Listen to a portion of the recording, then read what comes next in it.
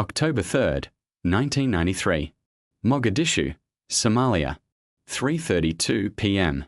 The first Black Hawk helicopter lifted off from the Joint Operations Center at the Mogadishu airport, and the 18 aircraft of Task Force Ranger began the mission that was supposed to take no more than an hour. The target was the Olympic Hotel in the Bakara Market district of Mogadishu, a neighborhood so hostile to American forces that the soldiers of Task Force Ranger called it the Black Sea, a reference to the darkness that swallowed everything that went in. Intelligence had identified the location of two of Mohammed Farah Aidid's top lieutenants, Omar Salad and Mohammed Hassan Awali, who were meeting in a building near the hotel. Capture them, extract them, and return to the airport. 90 minutes. That was the estimate. The men who flew toward the Bakara Market on the afternoon of October 3rd were among the finest soldiers the United States Army had ever produced. The Delta Force operators who would make the actual assault were the product of a selection and training process so demanding that the vast majority of candidates who attempted it failed. The Rangers of the 75th Ranger Regiment who would provide the ground security force were elite light infantry trained to a standard that exceeded any conventional unit in the American Army. The Night Stalker aviators of the 160th Special Operations Aviation Regiment were the best helicopter pilots in the world, measured by the standards that mattered in combat. They were going into the Bakara Market in broad daylight, which nobody had wanted, because the intelligence was perishable and the window to act on it was closing. The planning that the normal preparation for a special operations mission required had been compressed into hours rather than days. The specific intelligence about the target building was solid. The general intelligence about what Task Force Ranger would face in the Bakara Market was inadequate. What they did not know, what the intelligence that drove the mission had not captured, was that Aidid's militia had prepared for exactly this kind of helicopter assault raid. They had rehearsed their response. They had positioned fighters throughout the Bakara Market with weapons that included rocket-propelled grenades and had been training with them specifically to engage helicopters. And they had been waiting. The assault element fast roped from the Black Hawks to the street in front of the target building at 3:42 p.m., 10 minutes after takeoff from the airport. The Delta Force operators who hit the floor and moved toward the target building were professional and precise and trained to execute in seconds what other soldiers would take minutes to accomplish. They entered the building, began the process of identifying and securing the targets. The first RPG round hit Super 6-1 at 4:20 p.m. Chief Warrant Officer Cliff Walcott was flying Super 6-1 when the rocket-propelled grenade struck the tail rotor. The Black Hawk went into an uncontrolled rotation and crashed into a narrow alley in the Bakara Market less than 300 meters from the target building. The crash that killed 2 crew members and injured 3 others immediately changed the nature of the mission. Task Force Ranger did not leave its people behind. That was not a policy. It was an article of faith, as fundamental to the identity of the men in that force as anything in their training or their experience. The crash of Super 6-1 meant that the mission was no longer about capturing Aidid's lieutenants. It was about getting to the crash site and protecting the survivors and the dead until they could be extracted. This decision, which was never actually a decision because it was never actually in question, transformed a 90-minute capture operation into a 17-hour battle for survival in the most hostile urban terrain in the world. The ground convoy that attempted to reach the Super 6-1 crash site was hit within blocks of the target building by fire from militia positions that were already established and waiting in the narrow streets of the Bakara Market. The Humvees and trucks that were supposed to reach the crash site and extract the survivors could not navigate streets that were blocked by burning tires and debris and defended by hundreds of militia fighters who had poured into the Bakara Market from across Mogadishu when word spread that American helicopters were down. The convoy took casualties. It was redirected.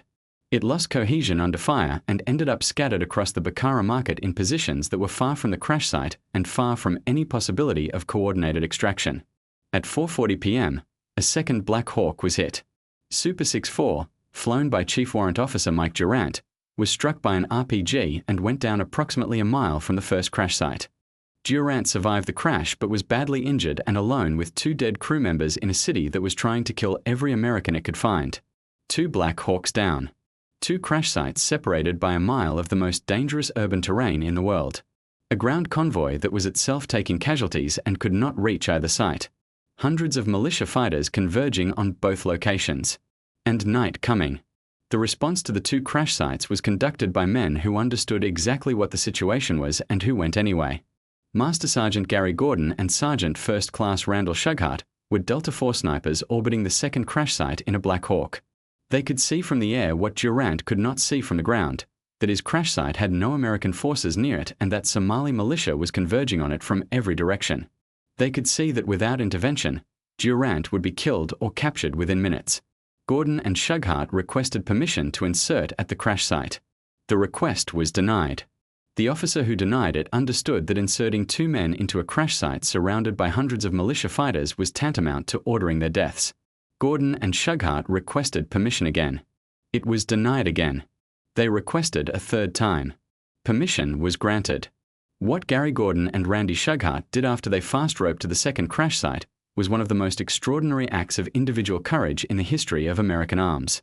They killed their way through the militia fighters who had reached the site, secured a defensive perimeter around the crashed Black Hawk, dragged Durant from the wreckage, and fought off the assault that was coming from every direction with the tools available to 2 men against hundreds.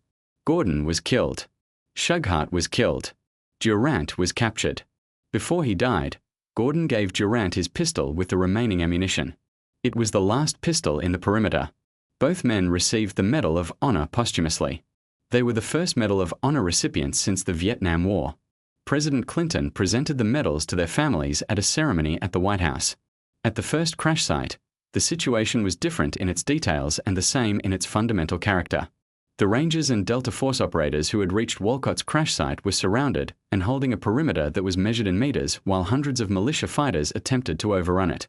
They had wounded men who needed evacuation and dead men who would not be left behind and ammunition that was running low and no prospect of immediate relief. They held the perimeter. The holding was not passive.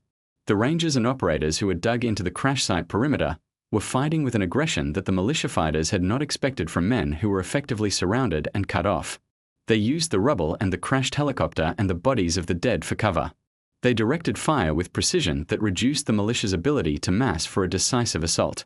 They treated their wounded while shooting and moved their dead to protected positions while maintaining their defensive arc. Staff Sergeant Matt Eversmann, commanding the chalk that had been cut off from the main element and was defending a position several blocks from the crash site, held his position through the night with a combination of fire discipline and tactical positioning that kept his men alive until the relief convoy finally broke through in the early morning hours. The relief convoy that finally reached the first crash site at approximately 1 a.m. on October 4th was itself a story of courage and improvisation that the men who assembled it put together under conditions that gave them every reason to turn back. It was a Malaysian and Pakistani force with American Rangers and Delta operators attached, using armored vehicles that the American command had been reluctant to request because requesting them might have signaled to Washington that the mission was in trouble. The vehicles that reached the crash site brought out the survivors and the dead. Every American body was recovered. Nobody was left behind. 18 Americans died in the Battle of Mogadishu. 73 were wounded. The Somali casualties were estimated at between 301,000 killed and wounded, a disparity that reflected the difference in training and equipment and the specific effectiveness of soldiers who were fighting for the men beside them rather than for a position or an objective.